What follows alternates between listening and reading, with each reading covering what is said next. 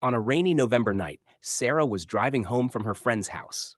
It was late, nearly midnight, and the roads were empty, slick with rain. Her wipers struggled to keep her view clear, and visibility was low. But she knew these roads well and felt she could make it home without any trouble. As she turned down the narrow, winding back road near her house, her car suddenly jerked to a stop.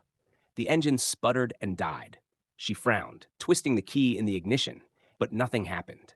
She tried calling her husband, but there was no signal. The wind picked up outside, making the trees sway and casting eerie shadows across the road.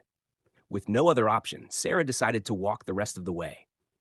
She knew it would only be about a mile, and even in the rain, she'd make it home within 20 minutes. She grabbed her flashlight from the glove box and stepped out into the dark. As she walked, the feeling of being watched crept up her spine.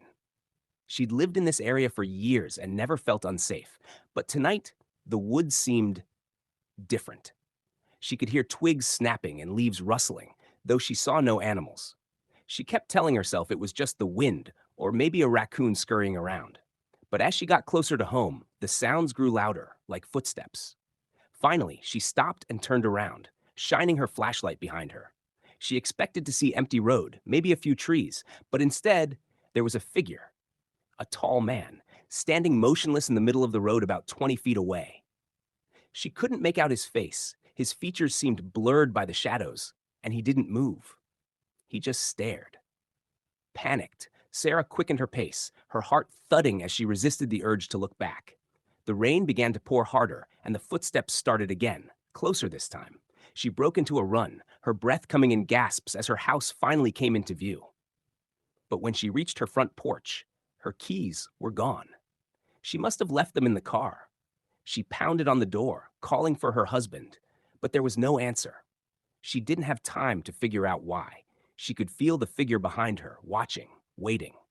She turned, her flashlight flickering, and saw the man now standing at the edge of her lawn, closer than ever. His face was still indistinct, his eyes hidden beneath a wide-brimmed hat, and yet she could feel his gaze burning into her. Suddenly, she remembered the spare key under the flower pot and fumbled for it with shaking hands. She got the door open, slipped inside, and locked it behind her. She peered out the window, hoping the figure would be gone.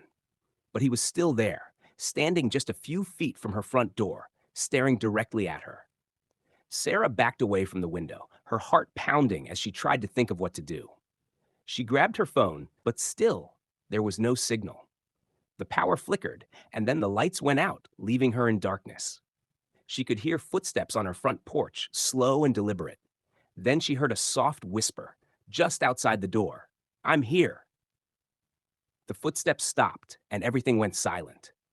But when the police arrived the next morning, the only trace they found was her flashlight, lying in the middle of the road, with muddy footprints leading away into the trees.